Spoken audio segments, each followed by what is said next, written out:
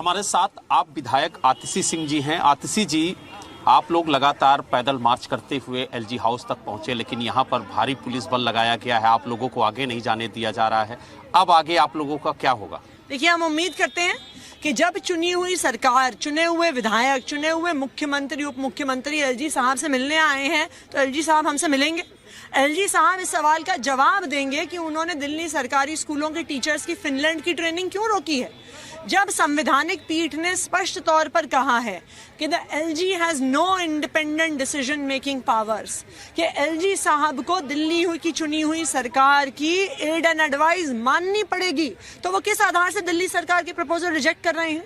वो किस आधार से दिल्ली सरकार का काम रोक रहे हैं?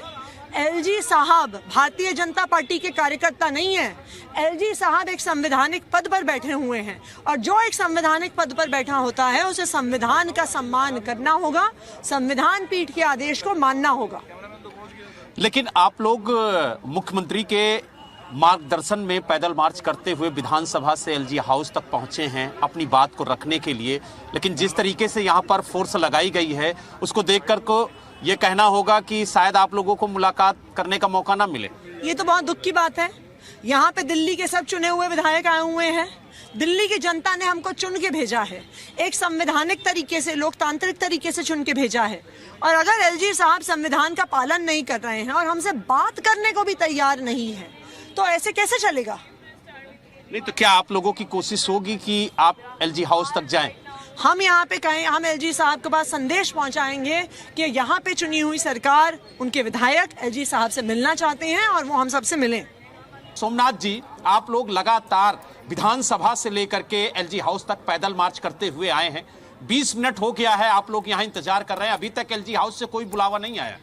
देखिए, सबसे बड़ा दुख की बात क्या है कि एलजी साहब संवैधानिक प्रावधान है उसको मानने से मना कर रहे हैं। मेरा सुप्रीम कोर्ट जजमेंट्स हैं उसको मानने से मना कर रहे हैं। ये देश चलता है संविधान से, ये देश चलता है सुप्रीम कोर्ट के आदेश से। तो जब संविधान में लिखा है कि लॉ एंड ऑर्डर, पुलिस और लैंड के अलावा आपका हक किसी और सब्जेक्ट के ऊपर नहीं है, तो आप किस प्रकार से रोक सकते हैं? ये इस जजमेंट के अंदर आप देखें तो साफ साफ लिखा है कि ये जो एलजी का क्या क्या हक है, लिखा है कि जी the lieutenant governor has not been interested with any independent decision making power. साफ साफ लिखा है। तो फिर आप होते कौन फाइल रोकने वाले? लिखा है कि there is no independent authority vested in lieutenant governor to take decisions. जब ये लिखा है साफ साफ, तो क्या सुप्रीम कोर्ट के आदेश को आप मानेंगे नहीं? शिक्षकों को जो हम विदेश भेजते हैं पढ़ करके, ट्रेनिंग लेकर के आते हैं, जैसे कि दिल्ली के बच्चों को और फायदा मिल सके, आपको क्या आपत्ति है उससे? जो कॉस्ट बेनिफिट एनालिसिस की बात कर रहे हैं माननीय एलजी महोदय, मैं जानना चाहता हूँ क्या उन्होंने ऑफिस से कॉस्ट बेनिफिट एनालिसिस किया है? अगर करेंगे तो जीरो निकलेगा, नेगेटिव में जाएगा। There is no benefit to this nation by officers of governors and lieutenant governors. They should be banned, dismantled immediately. They have no purpose but to act as a agent of central government, and that is most worrisome for all of us. आप लोग आधे घंटे से ज्यादा का वक्त हो गया यहाँ पर डटे हुए हैं, लेकिन अभी तक एलजी हाउस से कोई फरमान नहीं आया मुलाकात का। देखिए, हम तो एक सीमित आग्रह लेके आए हैं कि संविधान का, कानून का, चुनी हुई सरकार का सम्मान करें आप। और मुझे लगता है कि जो भी बरगलाया गया वो हमारी बात सुनेंगे। वो जिस तरह की मनमर्जी कर रहे हैं वो राजशाही में होता है, लोकशाही में नहीं होता है। सुप्रीम कोर्ट ने कोई इंडिपेंडेंट पावर एलजी साहब को दी नहीं जिसके जरिए वो इंटरवीन कर सके इलेक्टेड गवर्नमेंट के कामकाज में। एलजी साहब चिट्ठी लिख देते हैं, फिनलैंड जाने से टीचर को रोक देते हैं, कहते हैं कि कॉस्ट बेनिफिट एनालिसिस करके दिखाओ। आप बताइए, अगर मैं कहूँ कि बच्चों का भविष्य बचाना चाहता हूँ मैं, उसकी बच्चों के भविष्य की क्या कॉस्ट बेनिफिट एनालिसिस होगी? मैं महिलाओं की सुरक्षा चाहता हूँ, इसकी क्या कॉस्ट बेनिफिट एनालिसिस होगी? उनके मंत्री विदेश जाते हैं, इसकी क्या कॉस्ट बेनिफिट एनालिसिस होती है?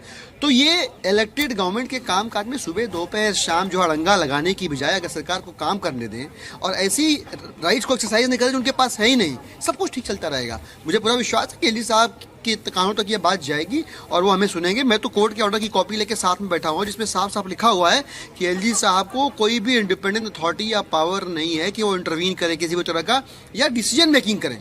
तो ये चक्कर छोड़े एलजी साहब। सरकार भेजना चाहती है टीचर्स ट्रेनिंग के लिए फिनलैंड बच्चों की ट्रेनिंग के लिए, वो जाने दें। सरकार चाहती है दिल्ली के नौनिहालों का भविष्य संवारने के लिए, वो करने दें और अपना काम जो उनकी जिम्मेदारी है लैंड की, लॉ एंड ऑर्डर की, उसको ठीक करें। कंझावला में हो गया, बताइए आप, अपराध की घटनाएं लगातार दिल्ली में बढ़ती जा रही है उसमें कुछ कर नहीं रहे, हम उसमें इंटरव्यू नहीं करते। इनको बड़ी चुल है कि हमारे कामों में, दिल्ली की सरकार के कामों में टांग अड़ाएं, वो सब इनको रोकना पड़ेगा। ये सीधे सीधे लोकतंत्र की हत्या है।